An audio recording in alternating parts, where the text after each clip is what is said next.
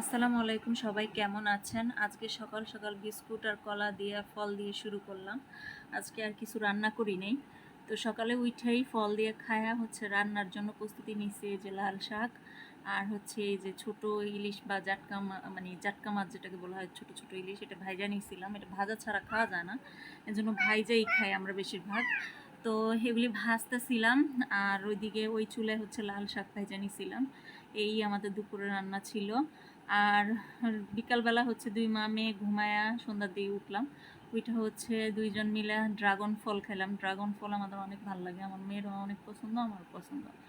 পরে হচ্ছে গেলাম বাজারে, আমাদের এখানে হাট হয় সন্ধ্যাবেলায়। ওই হাটে গেলাম। আমার হাটে বাজার করতে অনেক ভাল লাগে, অনেক ভাল লাগে। অনেকে পছন্দ করে না, আমার ভাল লাগে। তো পরে হাটে যায় হচ্ছে ড্রাগন ফল আনলাম, কমলা আনলাম, আপেল আনলাম। আর এই যে মেয়ের জন্য হচ্ছে কিছু লিচু আর চকলেট আনলাম। এখানে বেগুনও কিনছি। বাজারে যেই দাম, কাঁচামরিচের এত দাম। পরে হচ্ছে আপনার এই যে বেগুন কিনে নিয়ে আসলাম, কাঁকরোল কিনলাম, আর হচ্ছে ইয়ে কিনছিলাম কি জানি, মিষ্টি কুমড়া। মিষ্টি কুমড়া কিনছি। তারপর হচ্ছে মাছ কিনছিলাম। মাছটা আমি বাজার থেকে আসলে মাছ আমি বাজার থেকে কাইটা নিয়ে আসি। আমার বাসায় আসলে কাটতে খুব কষ্ট হয়ে যায়, ছোটো বাচ্চা তো।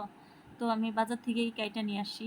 তো এই যে এক পিস হচ্ছে মিষ্টি কুমড়া নিয়ে আসছি। এই মিষ্টি কুমড়া এক পিসের দাম পড়ছে আপনার 30 টাকা। তারপর আনছিলাম মাছ। এই যে পাঙ্গাস মাছ নিয়ে আসছিলাম, প্রায় 2 কেজি ওজনের। পাঙ্গাস মাছটা আমাদের বাসায় অনেক পছন্দ করে, কাটা টাটা নাই তো, খাইতেও খুব ভালো লাগে। আর অনেকগুলি কলা নিয়ে আসছি এই যে। আর সাথে হচ্ছে লাউ শাক আনছি। লাউ শাকটা অনেক তাজা ছিল। আজকে এ পর্যন্তই। সবাই আমার ভিডিও লাইক কমেন্টস করে যেন। খোদা হাফেজ।